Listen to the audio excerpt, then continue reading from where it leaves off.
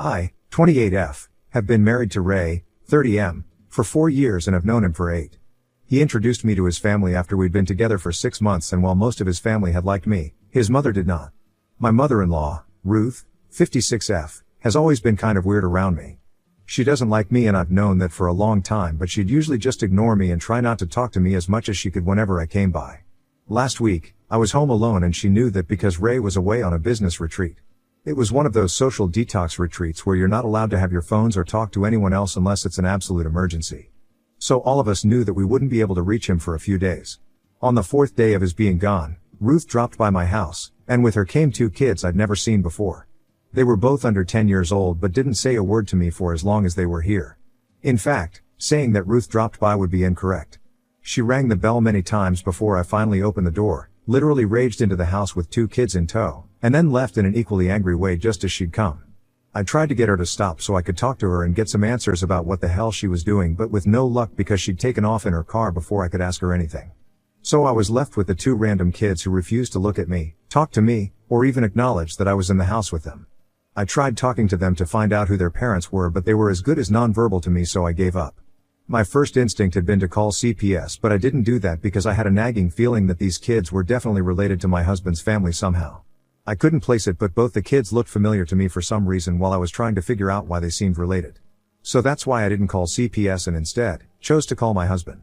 I told the receptionist at their resort that I needed to speak to my husband urgently, and within a few minutes, I was on the phone with him, explaining everything that had happened. He told me he'd be home within a few hours and hung up, so then, I was alone with the kids until he came back. The resort they'd been staying in wasn't too far away from the city, and it just took him 4 hours to drive back home. For those 4 hours, those 2 kids consciously avoided looking at me, but I kept watching over them like a hawk. I didn't even go to the washroom for those 4 hours because I wasn't about to let those kids out of my sight at any cost whatsoever. As soon as Ray came back home, I took him aside and explained how the kids weren't speaking to me at all and how strangely they'd been whispering among themselves the entire time that they'd been here, careful enough to not let me overhear a word. This was very weird and secretive behavior from 2 kids, so I was feeling very paranoid and was on the verge of calling CPS, but Ray stopped me and told me that he'd called his mother over to explain, so whatever we needed to do, we could do after we confronted Ruth. I'd been trying to get through to Ruth the entire time I was at home, but she'd been ignoring all my calls. However, when Ray had called her, half an hour before he reached home, she'd answered and had told him that she'd come over and explain in a while. So after around an hour, Ruth arrived once more, and this time she had a lot of other people with her too. She'd arrived with Ray's entire family, my father-in-law, Ray's older brother, 32M, and his wife. I didn't understand why she'd come with an army of her own, and the others looked just as surprised as I felt. Nevertheless, Ray did confront his mother and asked about the kids. The kids were in the room with us and were literally cowering in fear and nervousness. They were trying their best to make themselves smaller and less noticeable, and I could tell that it was Ruth who was having that effect on them. When Ray asked his mom whose kids these were, she said that they were mine without missing a beat, and I was like, what? Because of course, these weren't my kids. Ray and I had decided to remain child-free for a few years, and if we changed our mind later, we'd just adopt. That had always been the deal. So I was shocked at Ruth's allegation, and so was the rest of the family. Ray told her to cut it out because obviously, we thought she was joking, but she doubled down on what she said and started off with some completely fictional story. Apparently, 3 weeks ago, she'd been contacted by some random man who told her that I was his ex-girlfriend. I'd been dating this guy for years and even had 2 kids with him during the course of our relationship, but once I got married, I cut him off and abandoned those kids as well before ghosting him. Now that he'd found me after several years of stalking, he'd tried to contact me, but I just blocked him again, so he'd been left with no other option but to contact my family, and that happened to be Ruth. He'd supposedly dropped the kids off at her place, and she, in a fit of rage, had dropped them off at mine so she could reveal to everyone that I'd been a cheater and a liar all along. While she was speaking, I was literally at a loss for words and just kept staring at her with my mouth wide open, and she went on concocting some nonsense. After she was done talking, she told Ray that since I already had kids now, we had to get custody of them and make sure we raised them well because the dad didn't want them anymore. Ray refused to believe her and told her to take the kids and go because he knew she'd been lying all along, but unfortunately, the rest of the family wasn't convinced. They did think that my mother-in-law was telling the truth and so insisted that we take care of them. Or maybe they did know that Ruth was lying but just didn't want to take up the responsibility of raising 2 random kids, and so they were pushing them onto us. There was a lot of shouting and yelling during the argument that came next, and eventually, Ray told them that we'd keep the kids with us for just a day for their sake, but after that, if Ruth didn't come and take them, then he'd call CPS. All this time, the kids were in the room with us, but as soon as CPS was mentioned, they ran to another room and somehow managed to lock themselves in while screaming in terror that they didn't want anyone to come take them away. My in-laws took that opportunity to leave us with the kids, and we spent the next half an hour trying to calm them down and convince them that nobody would come and take them away. They'd finally spoken to us, so at least that was an improvement, and after a while, they opened the door too, and it was clear that they'd been crying because their eyes were all red and teary. So we consoled them, put them to bed in the guest room, and went to sleep ourselves in our bedroom. We'd had a long tiring day and we were confused as hell as to what was going on here. Ray and I didn't even talk much before going to bed because we were that tired. It was not until the next morning that Ray and I discussed what to do next with the kids. We couldn't take care of them forever because that had never been in the cards anyway, but we couldn't call CPS either because apparently they were terrified of that idea. While we were brainstorming, Ray said something about how it would help so much if there was some proof that Ruth had brought the kids here. Finally, when he said that, I was reminded of the security footage from the cameras that I'd installed outside. In the panic and hubbub of the previous day, I'd completely forgotten about the security cameras and that I could actually use that footage to prove that Ruth had brought the kids here. To be honest, we've never had cause to use the cameras, so we'd forgotten about them, but when Ray said that and I remembered, we rushed to the laptop to access the camera footage. When we played it, we saw Ruth get out of her car and grab the kids. Then she marched them up to our door, and that's when something crazy happened. One of the kids tried to shake her off and make a run for it back to the car, but she grabbed him real quick once more and proceeded to shake him violently. It was the younger kid who'd tried to run, and when the older sibling saw him being shaken, he tried to tell Ruth to stop, but she turned around and slapped the older kid on the cheek. I gasped because the slap even looked like it had hurt, and it finally made sense that they were cowering in fear when they saw Ruth in the house once more when she came by to argue with us. Ray was just as shocked as I was, and we realized that the reason that the kids hadn't been speaking had probably also been because of Ruth. She'd instructed them not to talk, and that's why they'd kept to themselves. We realized immediately that something fishy was going on and wanted to call the cops or CPS, but the kids' terrified faces when we mentioned them the previous day were haunting us, so we didn't. Instead, we called a friend of ours who was a cop and informed him about what was going on, and he's the one who advised us to post the security footage on our social media. For one, it would help us prove that it was Ruth who'd brought the kids along with her. And secondly, the kids were definitely not ours, but whoever's kids these were, they might be looking for them. Ruth wasn't a kidnapper, and she definitely would not have abducted two kids, and if she'd taken these kids away from someone and they'd given them up, it meant that their real parents were definitely scared of the law and were up to something fishy. So we decided to go ahead and post the security footage with no hopes except that at least this would help us prove ourselves innocent. Prove me to be innocent, to be more precise, because Ruth had intended to get me into trouble over this. Ray and I posted the clip of Ruth marching the kids to our doorstep, and within hours, it had received several comments from our known ones. My brother-in-law was the first to apologize to us, but Ray's dad remained on Ruth's side and didn't say anything. Ruth herself didn't say anything except that we needed to take that video down or she'd sue us for defamation. We told her to bring it on because we weren't scared, but she hasn't done anything so far. The kids have been alright. They've told us their names but refused to answer any other questions we asked them about their past, their family, or their real parents. We haven't heard from anyone else for the past couple of days, but yesterday, my father-in-law finally called.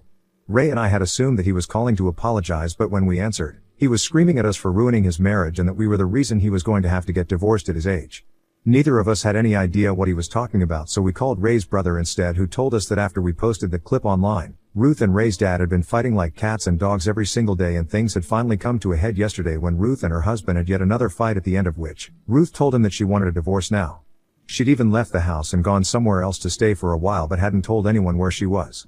Now my father-in-law was pissed at us for some reason because he thinks that us posting the footage is what led to all these fights.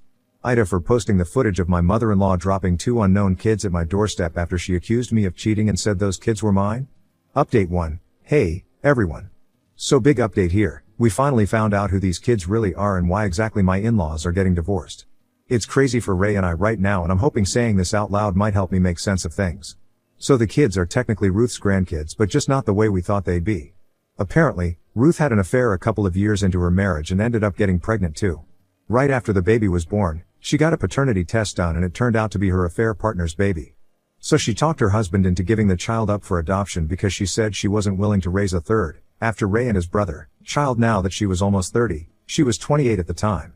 My father-in-law wasn't happy about it, but he gave in to Ruth's demands because he believed that since she was the Psalm, she'd be the one having to deal with the kid the most, and if she wasn't ready then it was probably the best thing for them to give the child up for adoption. So Ruth manipulated her husband into letting her affair partner adopt their daughter when she was 6 months old without even him knowing about it. She'd continued to see her partner until his demise from a sudden stroke 2 years ago and had been cheating on her husband for more than the last 28 years. She'd also kept in touch with her daughter, and that's whose kids these were, aged 5 and 7. That's also why the kids looked so familiar, because they had the same dark hair and eyes that my mother-in-law and her daughter had also inherited from her.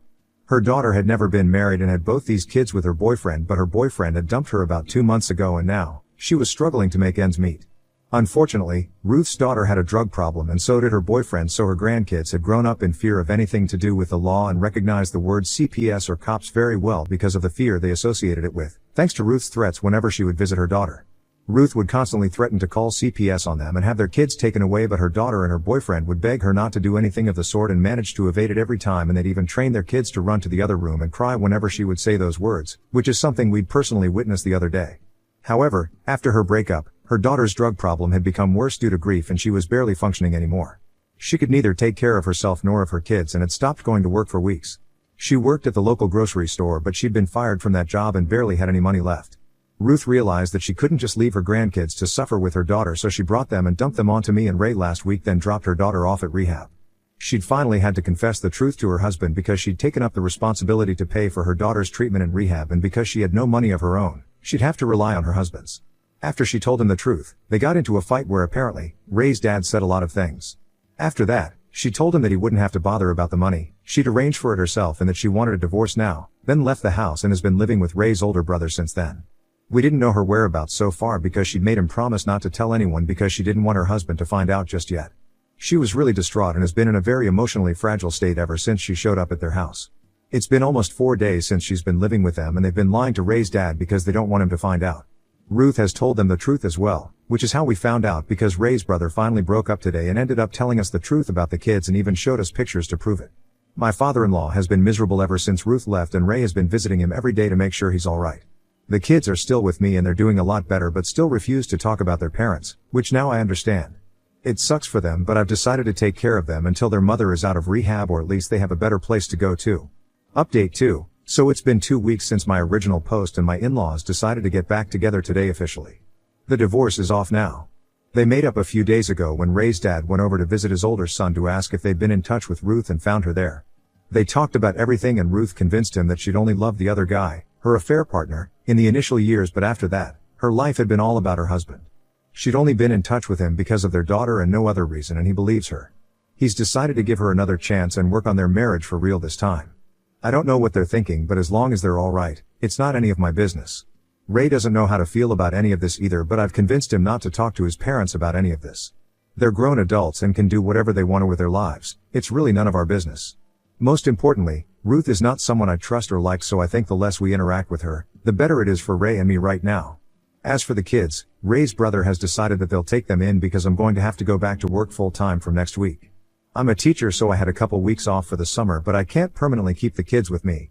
Ray and I will kind of miss them because even though they refused to talk about their parents, they were quite open with us about other things and would be chattering away all day either with us or amongst themselves. They were a lot more open with us now since they arrived first, and we're happy about that because it means they felt safe with us. I trust Ray's brother, they're good people but a little too naive for their own good. I've made them promise not to leave the kids alone around Ruth, and they agree because the way she lost her temper with the kids the day she dropped them off at my place was scary to watch, and had their biological mother been around to take care of them, she probably would have called the cops on Ruth for the way she'd been treating those kids. We've been trying to familiarize the kids with Ray's brother and his wife for a while before they move in with them, and it's going well so far. So we hope that it continues even after they move out. Update 3. Hey, everyone. The kids have been living with my brother-in-law and his wife for a week now, and they're doing relatively well. They've started going to the public school nearby, too, and are a lot happier and more bubbly than when they first arrived. My sister-in-law was a stay-at-home wife before, so she's also quite happy with this new arrangement. Ray and I have been in no contact with Ruth ever since the day she dropped the kids off at my place and accused me of being a cheater when she'd been the actual cheater all along. We can forgive the cheating, but we cannot forgive the very intentional attempt to ruin my marriage and dump her grandkids onto me. She could have gone to my brother-in-law if she really cared about the kids, but she cared more about ruining my image and marriage, so she came to me first. I'm lucky that Ray is a trusting husband and a good man who didn't just believe his mother blindly while she was saying all those things about me, and that's why our marriage is still working, because otherwise, we probably would have broken up by now.